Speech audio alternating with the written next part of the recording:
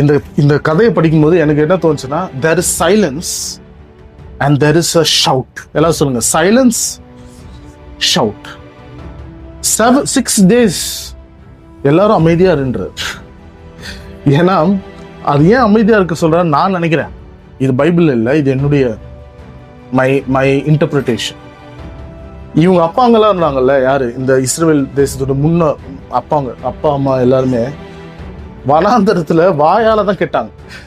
2வது ரீசன் நான் என்ன நினைக்கிறேன் அப்படின்னா, it's a time of contemplation. Amen. நினைவு கூறுதலுக்கான நேரம். இந்த சைலன்ஸ் எக்ஸ்பீரியன்ஸ் பண்றீங்களா இல்லையா? நம்ம எக்ஸ்பீரியன்ஸ் பண்றது இல்லை இப்பெல்லாம். சைலன்ஸ் தான் என்ன புரியுது உங்களுக்கு? ஏதோ ஒரு இடத்துல போன் எல்லாம் சுவிச் ஆஃப் பண்ணிட்டு அமைதியா இருக்கிறது. எவ்வளவு நாள் ஆச்சு நம்ம அது பண்றதே இல்லை. ஏன்னா நம்ம இப்போ அதான் நான் என் பசங்க கிட்ட சொல்லுவேன், நம்ம ஒரு நிமிஷம் கூட போர்டா இருக்கிறது இல்லை. இப்போ பாத்திருக்கீங்களா? கை தேடுது போனை, டக்குனு ரிமோட்டை தேடு, போனை தேடு. Because we want to be constantly engaged with something. Contemplation. Silence is equal to contemplation.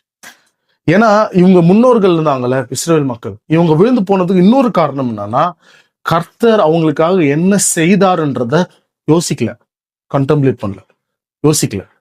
அதை செஞ்சா தண்ணி கொடுத்த தேவன் கறி கொடுப்பார் அப்படின்னு அவங்க யோசிக்கல. செங்கடலை பிளந்த தேவன் நம்மளை போஷிப்பார் அவங்களை யோசிக்கல. ஏன்னா அவங்க அதை பத்திலாம் யோசிக்காம அவிசுவாசத்துல இருக்கிறாங்க. ஸோ கர்த்தர் என்ன சொல்றாரு, நீ சைலண்டா இருக்கு, நடந்து போயிட்டே இருக்கும்போது இதெல்லாம் யோசிக்கிட்டே நடந்து போ. ஏன்னா நீங்க இது சுத்தி வரேன்னு சொன்னால, அது நம்ம வீட்டு மாதிரி 1200 ஸ்கொயர் ஃபீட் கிடையாது, பல ஏக்கர் மதில் சோர். அப்போ it will take some time for them to finish that one round.